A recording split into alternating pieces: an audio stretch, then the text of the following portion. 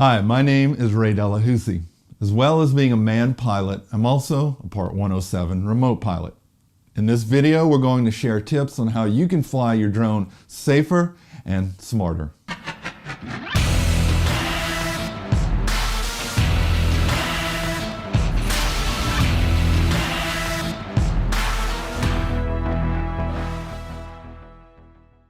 Drones are an amazing technology, and they've come such a long way in how they operate and how we operate them as well.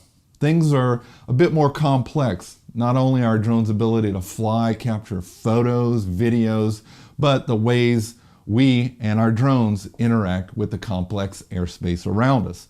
So let's take a look at how you can fly your drone safer and smarter. So whether you're going to be flying something like this or this, it's super important to do a proper and complete pre-flight inspection. So when you're doing your pre-flight inspection on your drone, here's a few things to keep in mind.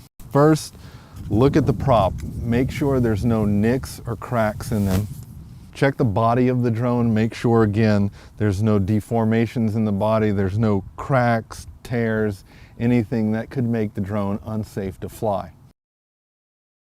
Make sure your batteries are fully charged, you've got backups, and inspect the batteries on the outside of the case as well to make sure there's no deformations or cracks. Make sure your firmware and all databases that you need to fly safely and accurately are up to date.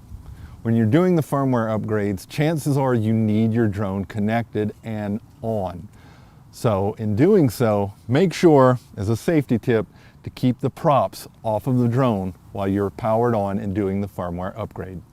Something else I like to do to fly safe and smart and to be prepared is to do a little bit of reconnaissance. So if you've got time to go out to the job site where you're going to fly and film, it would benefit you to do so. You can make notes on obstacles, terrain, potential flight paths, flight risks, and that allows you to brief your team in the morning before the flight, and it makes you look like a professional pilot. And in doing so, chances are you're going to get a lot more work. Another tip is you always want to have a spotter. Whether you're flying recreational or you're a Part 107 pilot, you should always have a spotter. Think of this as flight following in the manned aviation world. It's always great to have another set of eyes watching your line of sight, potential obstacles, and just helping you fly in a more safe and smart manner. Now, another thing we can do is get a LAANC. LAANC is a low altitude authorization and notification capability. And it's a collaboration between the FAA and the drone industry, directly supporting UAS integration into airspace of manned operations. So here is what a LAANC provides. It provides drone pilots with access to controlled airspace at or below that 400-foot level. Awareness of where pilots can and cannot fly, basically. Air traffic controllers then have visibility into when, where, and the altitudes we're going to be operating those drones, so they can coordinate and plan accordingly. You can submit a near real-time authorization request for operations under that 400-foot level in controlled airspace around airports. Now, this is available to Part 107 pilots as well as recreational flyers. You can submit a LAANC through several different service providers, as you can see in the list on your screen, such as Aloft and AirMap. Now, you can apply up to 90 days in advance of a flight, and the approval is coordinated manually through the FAA, available to Part 107 pilots only. Now, to qualify under Part 107, you must register your drone and hold a remote pilot certificate.